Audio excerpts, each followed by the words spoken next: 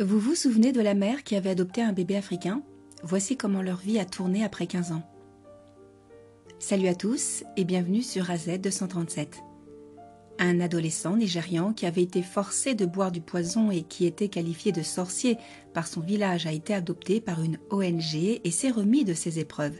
Il a aujourd'hui 18 ans et souhaite aider les autres. Regardons son histoire. Mais avant de commencer, voici la question du jour. Je suis un instrument de musique. On ne me touche pas, on ne me voit pas, et pourtant, on m'utilise sans problème. Qui suis-je? Donnez-nous votre réponse dans les commentaires. La réponse exacte vous sera donnée à la fin de la vidéo.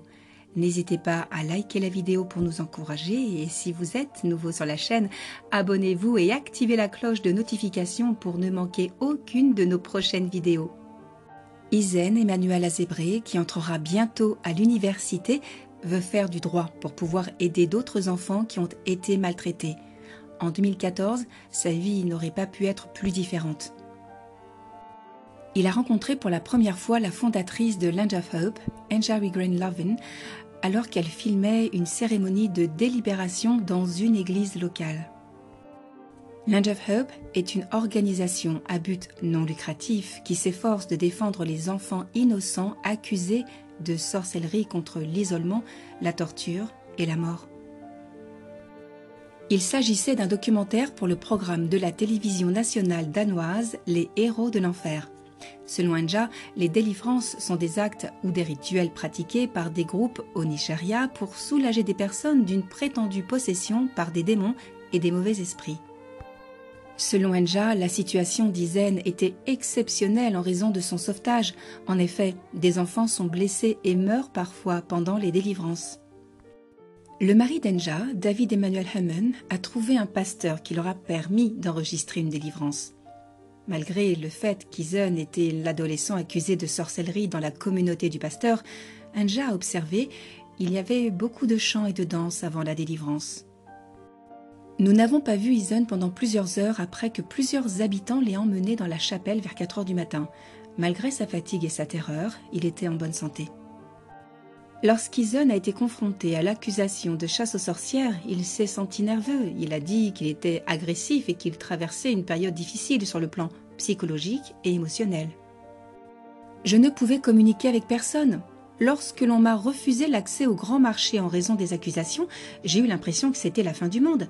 Je pensais même à l'endroit où mes parents et les habitants de la région allaient m'enterrer une fois que je serais mort. Il a avoué que ses parents avaient été informés qu'après avoir bu du poison, il serait capable de vomir la sorcière. Izen a commenté la délivrance en disant « J'avais l'impression que j'allais vomir, mais après un moment, je me suis sentie mal à l'aise et on m'a dit de me reposer un moment. Quand je me suis réveillée, je suis allée à la salle de bain et j'ai découvert que je vomissais du sang et non une sorcière. » Izen est allé vivre avec sa sœur, Adong, qui a également été accusée de sorcellerie au foyer pour enfants Land of Hope après avoir été sauvée par Nja. Ils avaient aussi prévu de le faire à elle, mais nous sommes intervenus.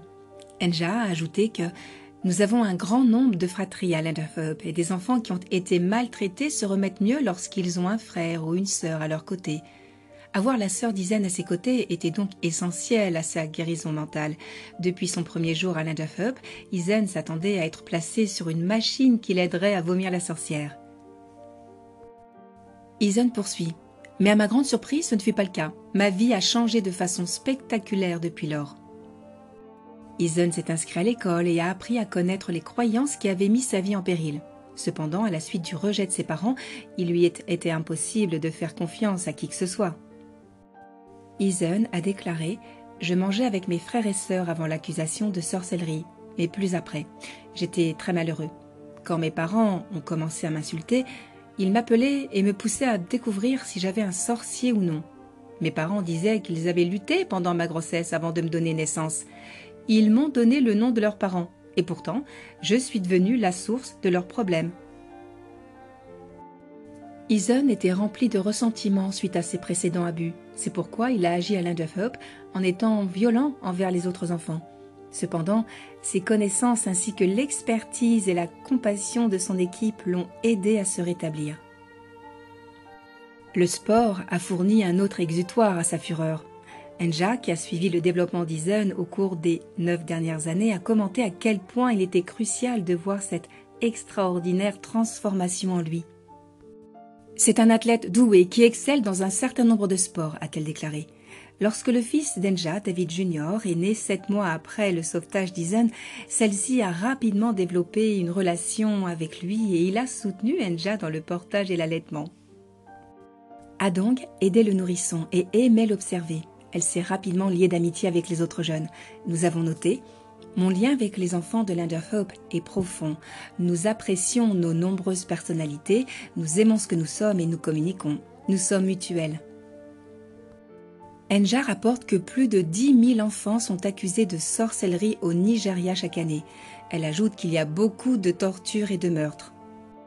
Notre travail en vaut la peine et quels que soient les obstacles auxquels nous sommes confrontés, nous n'abandonnerons jamais. Parce que nous sommes leur voix, les enfants comptent sur nous pour parler et se battre pour la justice. Land of Hope a déjà libéré 88 enfants des stigmates de la sorcellerie, de la maltraitance et de la négligence, mais elle a désespérément besoin de fonds pour poursuivre son travail de sauvetage. Deux frères et sœurs, Izen et Adong, sont des exemples de notre ambition. Ce sont tous les deux d'excellents étudiants qui sont impatients de poursuivre leurs études à l'université. Izen estime qu'Enja et David sont responsables de lui avoir donné une seconde chance maintenant qu'ils sont tous deux en bonne santé et guéris.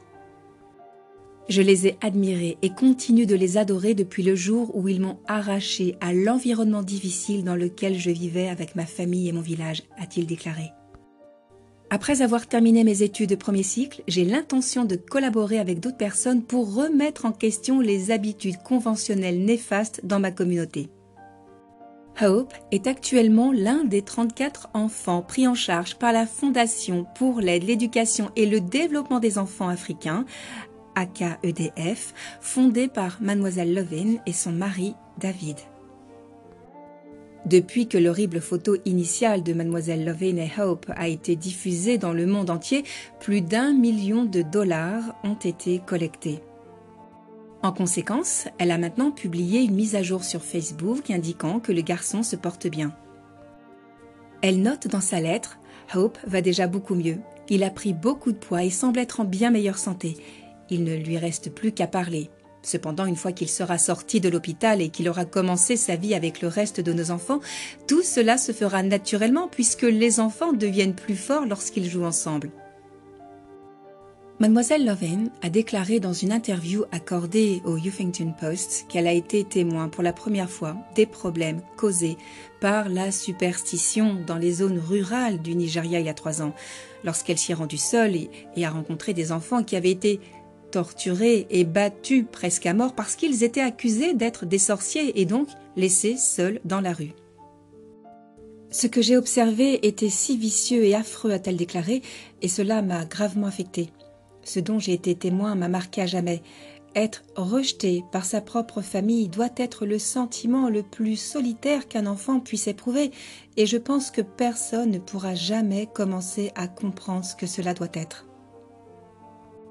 Mademoiselle Lovin a été contactée pour voir si elle pouvait aider Hope de quelque manière que ce soit.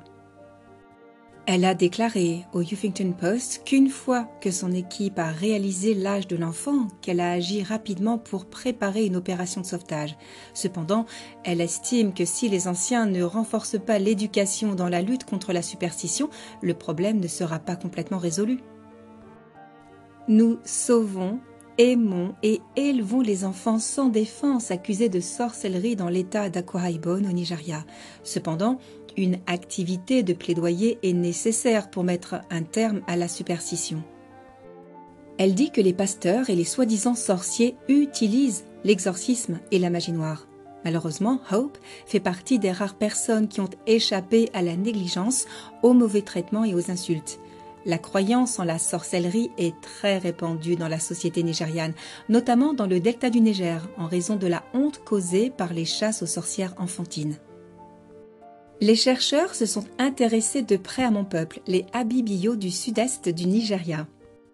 Selon des enquêtes anthropologiques, la majorité des Abibio croient que certaines personnes sont des sorcières. Ils affirment que certaines personnes privent blessent ou assassinent leurs semblables grâce à diverses capacités surnaturelles. Selon des recherches complémentaires, il existe une crainte persistante de ce qui est imprimé dans la mémoire sociale à travers les communautés Abibio, les habitants urbains et ruraux également. Parce que j'ai passé la majeure partie de ma vie avec les Abibio dans les contextes urbains et ruraux, je peux parler de la véracité de ces faits. J'ai grandi à Uyo, la ville où Hope a été sauvée. Selon les spécialistes de la santé des enfants tels que les psychologues, les travailleurs sociaux et les économistes, la stigmatisation des enfants en tant que sorciers au Nigeria est un phénomène relativement nouveau. D'après de nombreuses recherches, il est devenu populaire au début ou au milieu des années 1990. Plusieurs enfants ont été soupçonnés d'être des sorciers.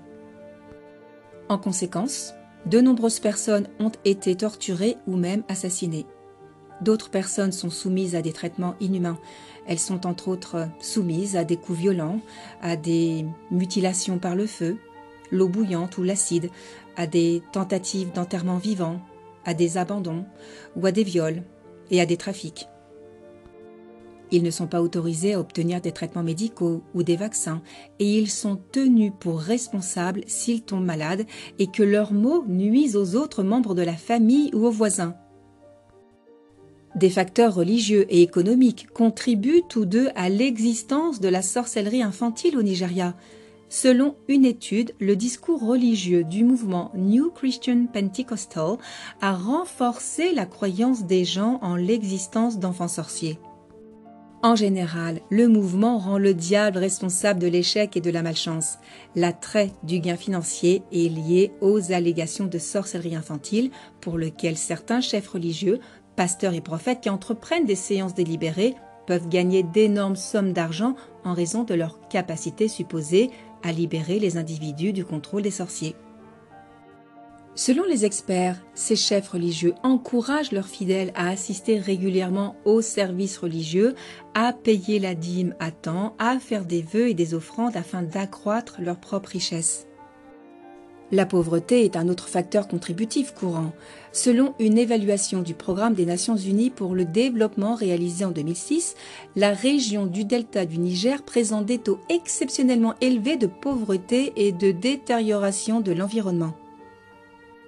Selon les chercheurs, de nombreuses régions du Nigeria attribuent la pauvreté et d'autres tragédies à des causes métaphysiques. Par conséquent, il est facile d'attribuer aux enfants sorciers la responsabilité des problèmes économiques qui frappent les familles et les vies locales.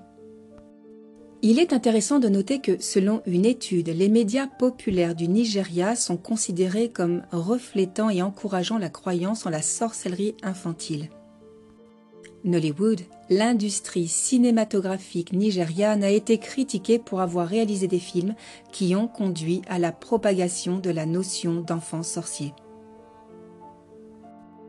Quelle est votre opinion au sujet de cette histoire? Dites-le nous dans les commentaires.